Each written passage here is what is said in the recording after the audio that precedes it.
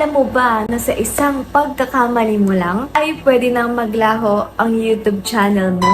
Yes, you heard it right. Walang warning, walang second chance, bigla na lang mawawala. Alam niyo ba kung ano yung mas malala dito? Madami pa ding mga content creators ang gumagawa nito hanggang sa ngayon. Kaya naman in this vlog ay ipapakita ko sa inyo ang 5 bagay na pwede ngang magpa-delete ng YouTube channel mo. At mag-ingat ka kasi ang number 3, kahit malalaking creator, nagkakamali pa rin doon. So, pag-usapan na natin. Una, paulit-ulit na paglabag sa community guidelines. Ibig sabihin lang nito, post ka ng post ng bawal na content tulad ng hate speech, harassment, o harmful content. Sa una, syempre, warning lang yan. Pero kapag paulit-ulit mong ginagawa, pag umabot na nga sa strikes, doon na nga mawawala ang YouTube channel mo. Hindi naman to agad-agad nangyayari, pero kapag hindi ka tumigil sa ganong mga content, hindi mo na mapipigilan ang termination ng iyong YouTube account. Halimbawa na lang neto, nag-upload ka ng video, tapos nilalait mo, minumura mo,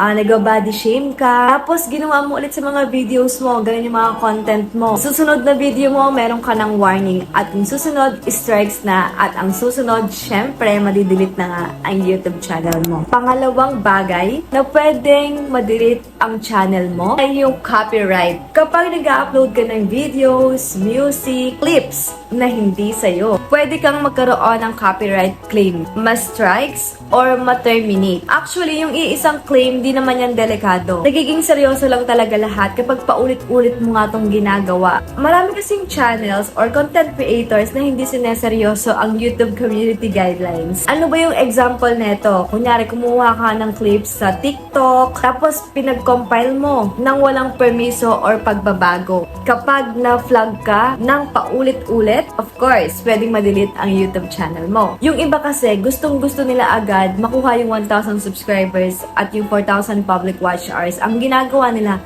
kumukuha sila ng mga videos na sikat doon sa TikTok, then i-upload dito. Which is hindi nila alam na naka-copyright sila doon. Actually, pwede ka naman kumuha ng ibang video kapag ginawa mo siyang transformative video. So, paano ba to? Di ba madami mga content creators, yung mga nag-o-overlay ng mga ibang video, tapos nagko-comment sila. Hindi pwede yung buong clips ko, kopyain mo. Kasi nga, ma-terminate yung account mo. At ito na nga yung sinasabi ko, yung number 3 na pwedeng dahilan kung bakit pwedeng ma-delete yung channel mo. Napaka-redundant ko Ito nga yung spam, fake engagement, at misleading content. Pag nga gumagamit ka ng fake subscribers, fake views, o engagement manipulation, kala mo nag-grow ka, kala mo ang dami-dami mong views, pero sa mata ni YouTube, violation po ito. Ganon din po sa clickbait. Madaming gumagawa nito. Napaka-misleading. Yung title nila hindi tugma sa content nila o dun sa nilalaman ng vlog nila. Kapag nakita ni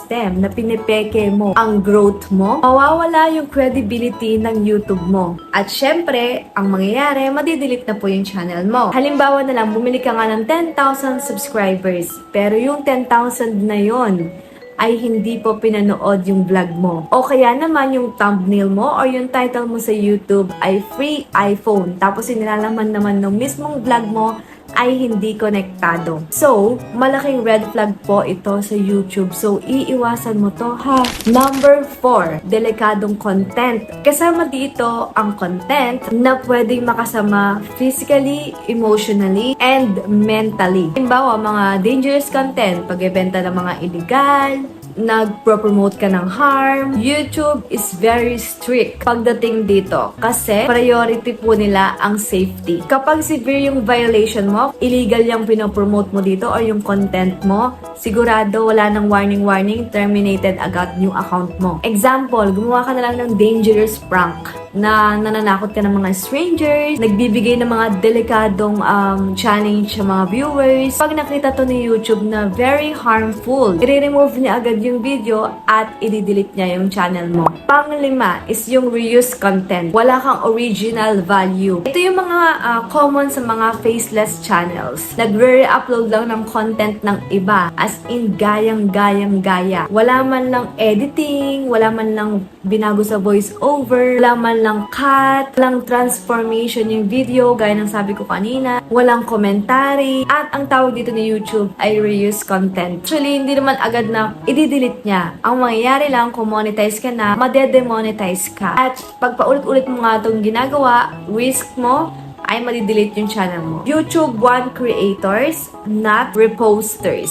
Hindi naman talaga basta-basta nadidelete si YouTube unless harmful talaga yung content mo or nagpropromote ka ng illegal. Kapag inulit-ulit mo lang yung mga sinasabi ko kanina, yung mga reuse content, bibigyan ka muna ng warning. Pero again, pag paulit-ulit, madidelete yung channel mo. Kung gusto mo nga maiwasan yung mga ganito, gumawa ka ng sarili mong content kasi lahat naman tayo ay unique. Mag-focus ka sa kung anong meron kang skills, kung anong meron kang talent, at mag-grow ka sa sarili mo. Mag-aral ka, magplano ka. Kung ano yung gusto mo, yun yung gawin mo. Comment thumbs up if may natutunan ka. Thank you guys for watching. Don't forget to hit a like, comment, share, and subscribe. Kaya kung plano mong mag-vlog ngayon na, mag-vlog ka na ngayon, pero maging unique ka at mag-ingat ka sa pag-upload ng content. Bye!